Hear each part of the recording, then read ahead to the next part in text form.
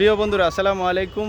আশা করি আল্লাহর রহমতে সবাই ভালো আছেন। আপনাদের দোয়া আমিও ভালো আছি। মূলত বিষয়টা হচ্ছে আমি খুব ব্যস্ততার কারণে আপনাদেরকে সময় দিতে পারি না, এবং কি ভিডিও করব, পোস্ট করব, ঠিক এই ধরনের সময় আমি পাচ্ছি না। তো বিষয়টা হচ্ছে আমি কাজের ক্ষেত্রে পুরনো ঢাকা যাচ্ছিলাম, মূলত বেরিবাঁধ মোহাম্মদপুর হয়ে। তো মোহাম্মদপুর হয়ে বেরিবাঁধ যাচ্ছিলাম, একটু সময় ছিল, সেই সময়টা আসলে কাজে লাগানোর চেষ্টা করতেছি।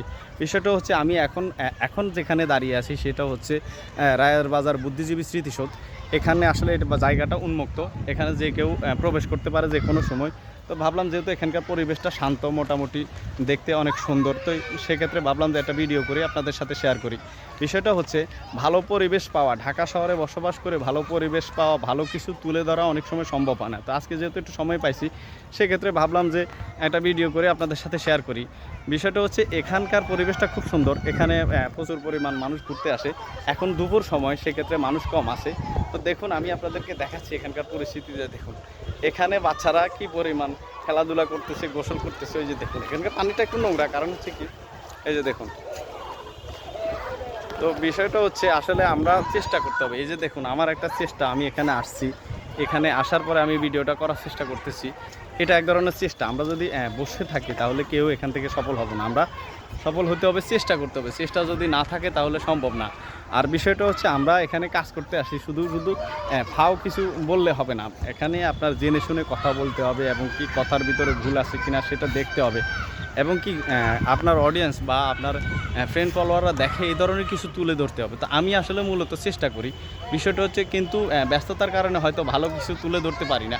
তো দেখুন আজকে যেহেতু এখানে আসছি, এখানকার পরিবেশটা আপনাদের মাঝে তুলে ধরতেছি, আর আমার ভিডিওটা হয়ে যাচ্ছে। এই জন্য আমরা হয়তো অনেকেই, আমি সময়ের জন্য পারি না, কিন্তু যারা নতুন কাজ করতে আসছে তারা হয়তো অনেক সময় চিন্তা করে কীভাবে ভিডিও করবে। আসলে ভিডিও চেষ্টা করলে আপনি দেখুন, আপনি যদি এখানে সময় দেন, আপনি অন্যের ভিডিওটা দেখেন, আপনি সে কী বলতেছে বোঝার চেষ্টা করেন, তাহলে দেখা গেছে আপনি এখান থেকে সফল হইতে পারবেন, বা ভিডিও কিভাবে করে মানুষ সেটা শিখতে পারবেন। কিন্তু আমি প্রত্যেকটা মানুষ আসলে মায়ের গর্ভ থেকে অনেক কিছু শিখে আসে না। মানুষ দুনিয়াতে আসার পরে ধীরে ধীরে ভালো কিছু শিখে, ধীরে ধীরে যার জ্ঞান যতটুক।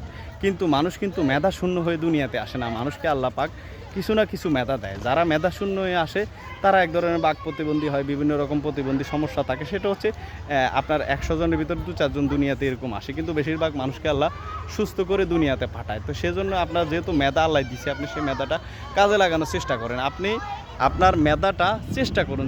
আপনার হয়তো প্রথম অবস্থায় সমস্যা হতে পারে, কিন্তু মেধা যদি আপনি চেষ্টা করেন, আসলে এখানে একদম কিছু করতে হলে যে অনেক কিছু জানতে হবে এমন না। আমি ধীরে ধীরে একে অপরকে দেখে আমরা শিখে যাব। এখানে কোনো প্রশিক্ষণের প্রয়োজন না। এখানে যে ট্রেনিং নিতে হবে, আপনার অনেক শিক্ষাগত যোগ্যতা লাগবে এমন কিছু না। আমরা এখানে কাজ করতে হলে অবশ্যই আমরা ধীরে ধীরে চেষ্টা করলে সব কিছু হয়ে যাবে। তবে টাইমলি কাজ করতে হবে, সময় দিতে হবে আপনার, কারণ প্রত্যেক জিনিসের একটা রুল রেগুলেশন আছে, নিয়ম কানুন আছে। এখানকারও একটা নিয়ম কানুন আছে। নিয়ম কানুন যদি আমরা না মানি তাহলে কখনোই সফল হওয়া সম্ভব না। আমরা যতই সময় দিই, যতই কিছুই করি, আমরা কখনোই সফল হতে পারবো না। তবে বিশেষ কথা হচ্ছে একটাই, যে আমরা আমাদের কন্টেন্টগুলো ভালো করার চেষ্টা করতে হবে। কন্টেন্ট যদি ভালো করতে পারি তাহলে এখান থেকে আমাদের সফল হওয়া সম্ভব। তো ধন্যবাদ সবাইকে এতক্ষণ সাথে থাকার জন্য। আসসালামু আলাইকুম।